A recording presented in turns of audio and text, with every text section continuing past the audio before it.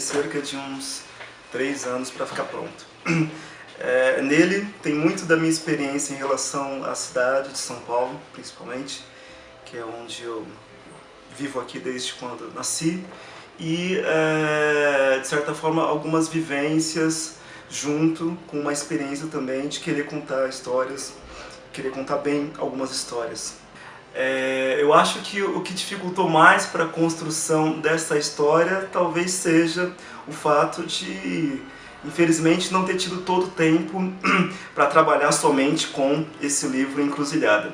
Eu tive que trabalhar com várias outras coisas, não é?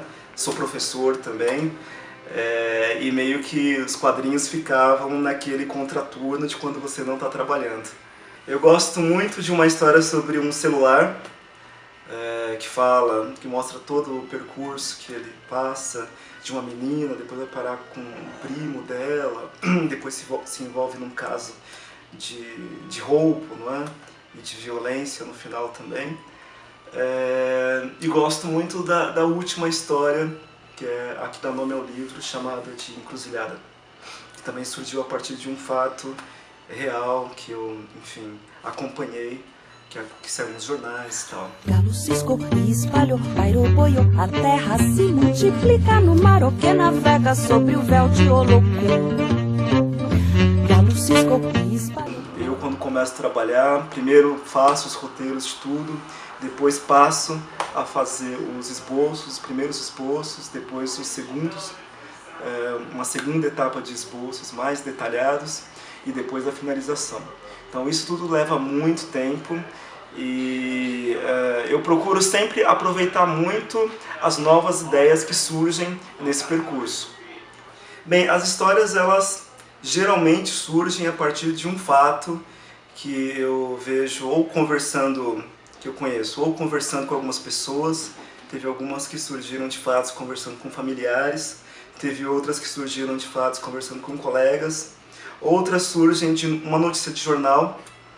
Então eu sempre saía por aí, eu sempre tive costume de desenhar alguns pontos da cidade, ou se não de prestar atenção em certas características de arquitetura da cidade mesmo, do centro velho de São Paulo, ou da periferia de São Paulo, tirar algumas fotos, fazer alguns esboços, ou mesmo pegar algumas coisas da internet, e sempre foram coisas que putz, eu quero contar uma história que seja nesse ambiente aqui. Punhado de pó no chão do reino de Oió,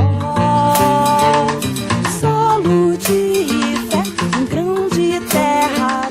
Eu gosto muito de trabalhar com preto e branco, já trabalhei muito com cor, trabalhando com livro infantil e em uma ou outra história em quadrinhos. Mas o preto e branco é uma característica, é um tipo de visualidade que remete a outros artistas que eu aprecio muito, que trabalham muito com PB, não é? Desde o Flávio Colim até o Munhoz, o Sprecha. Então são vários artistas que trabalham muito com PB e, de certa forma, eu aprendi também a criar imagens, a criar desenhos vendo essas referências.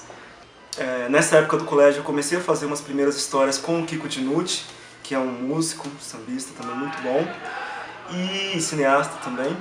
E depois disso, quando eu entrei na faculdade, eu fiz faculdade de artes plásticas, eu creio que eu comecei a atentar mais ainda para essa questão da imagem. Que uma história em quadrinhos, você pode contar ela através do texto, mas você pode também dar uma outra abertura e outras possibilidades de leitura, trabalhando de uma forma eficiente com imagens. Então isso vem muito desse curso de artes plásticas.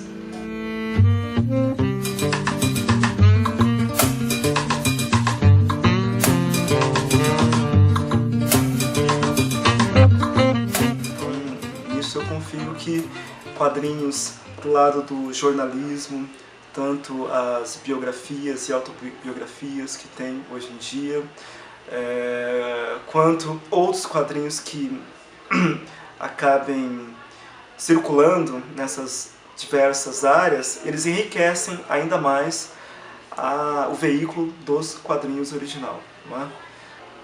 Inclusive tem várias editoras agora nesses últimos anos, editoras grandes que abriram selos voltados somente para quadrinhos, o que não acontecia, creio eu, há uma década atrás. Não.